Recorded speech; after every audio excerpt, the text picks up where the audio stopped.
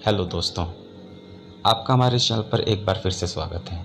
दोस्तों, आपको हमारे चैनल पर बहुत सारी कहानियाँ सुनने को मिल जाएंगी जो कि काफ़ी डरावनी और रोमांचक होती हैं।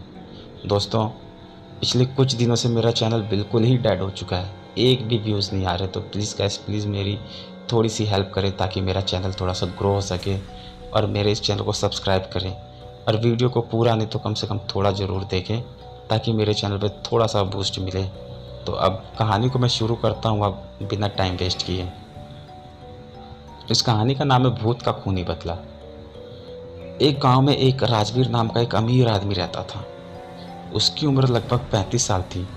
उसे शिकार करने का बहुत ही ज़्यादा शौक था। एक दिन वह घने जंगल में शिकार करने के लिए गया। शिकार करते करते कब रात हो गई उसे पता ही नहीं चला। और जब रात हो गई तो रात भर रुकने के लिए उसे कोई अच्छी जगह भी ढूंढनी पड़ी। उस जंगल के बाहर एक बहुत ही बड़ा बंगला था और उसमें एक शंभू नाम का अमीर आदमी रहता था और उसे भी शिकार करने का बहुत शौक था। वह रोज़ सुबह शिकार पर जाता और शाम को अपने बंगले पर वापस आ जाता और रात में फिर दारू पीकर सो जाता। उसका ये रोज़ का काम था। उस बंगले में एक रखवाली करने के लिए नौकर रखा गया था जिसका नाम रामू था। रामू अपने परिवार के साथ उस बंगले में काम करता था। उसके परिवार में उसकी पत्नी और एक 16-17 साल की उसकी एक बेटी भी थी। उसकी पत्नी और बेटी खाना बनाने का काम करती थी और रामू रखवाली करने का काम करता था। जब कभी उसके रिश्तेदार वहाँ रुकने के लिए आते थे तो ये तीनों उन लोगों की बहुत ही अच्छी तरीके से खातिरदारी करते थे। शाम के समय था। राजवीर अंदर गया और देखा कि शंभू आराम से दारू पी रहा है। वह उसके पास जाकर अपने बारे में उसे बताता है और वहाँ पर कुछ दिन रुकने के लिए उससे आज्ञा मांगता है। शंभू भी उसे हाँ बोल देता है और फिर दोनों मिलकर दारू पीने लगते हैं। फिर ये दोनों अच्छे दोस्त बन जाते हैं और राजवीर कई दिनों तक वहीं पर रहता है। ऐसा ही उनकी ज़िंदगी आराम में बीतने लगी। रामू की 16-17 साल की बेटी थी। एक शाम जब उसका मालिक शंभू और राजवीर शिकार कर कर दोनों घर वापस आते हैं तो और नहा धोकर बैठ जाते हैं दारू पीने के लिए। पीने के बाद उन दोनों को इतना नशा हो जाता है कि वह रामू की जवान बेटी पर अपनी गंदी नज़र डाल देते हैं। वह दोनों उसके पास जाते हैं और उसकी बेटी के सारे कपड़े फाड़ देते हैं। उसकी बेटी जब डर के मारे रोने लगती है और चिल्लाने लगती है तो अपनी बेटी की आवाज़ सुनकर रामू और उसकी पत्नी वहाँ पर उसे बचाने के लिए आते हैं।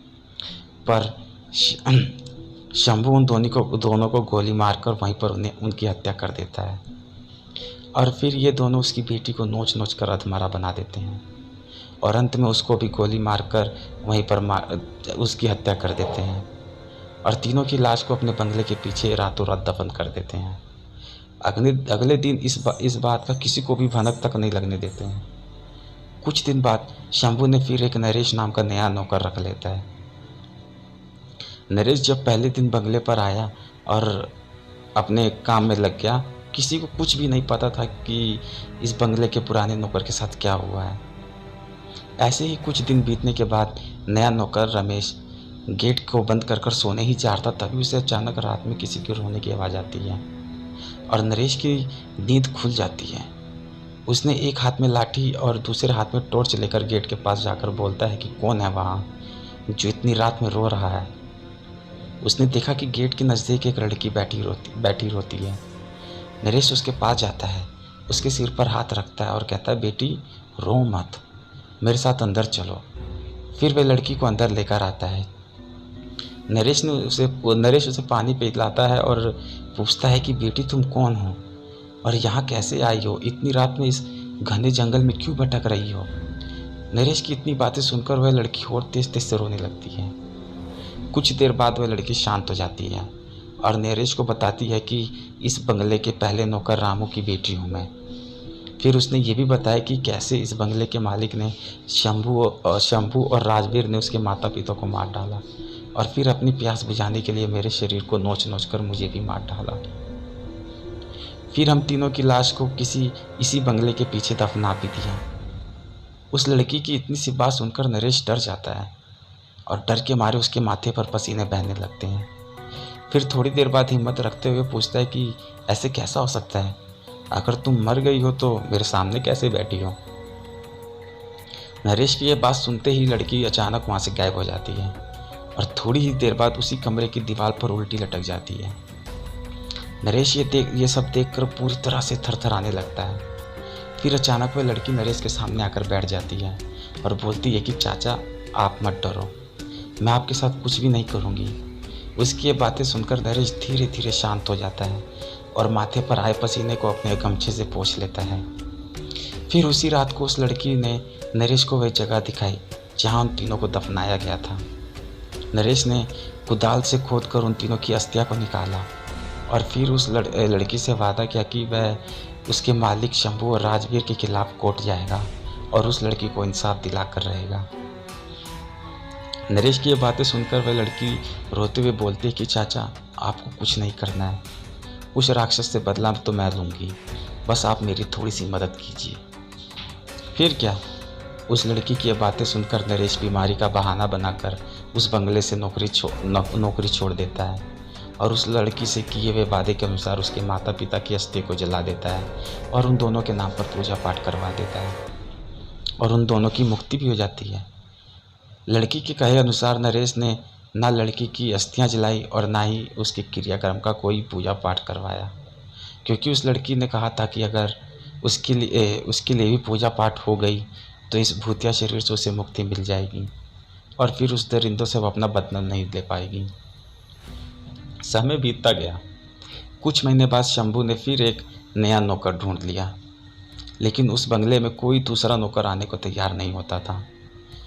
नरेश दिन रात वहीं घूमता फिरता और नए आने वाले नौकरों को उस बंगले के भूत वाली कहानी सुनाकर भगा देता। कभी कभी वह लड़की भी आने वाले नए नौकरों को भूत बनकर डराकर उन्हें वहाँ से भगा देती थी। वे डर के मारे भाग भी जाते थे। फिर दूसरे दिन रखवाली के लिए वहाँ पर कोई नहीं आता था।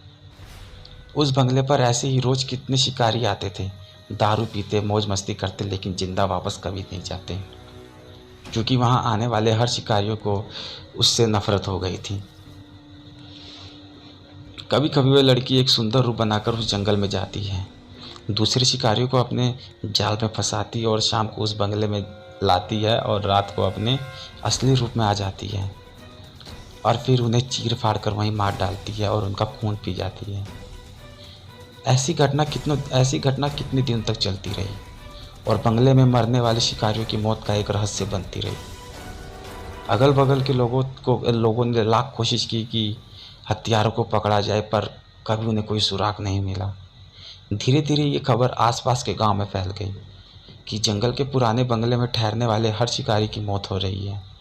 5-6 साल बीत गए और अब वह बंगला खंडर हो गया था, क्योंकि अब किसी में भी इतनी हिम्मत नहीं थी कि वहाँ पर रात को रुके।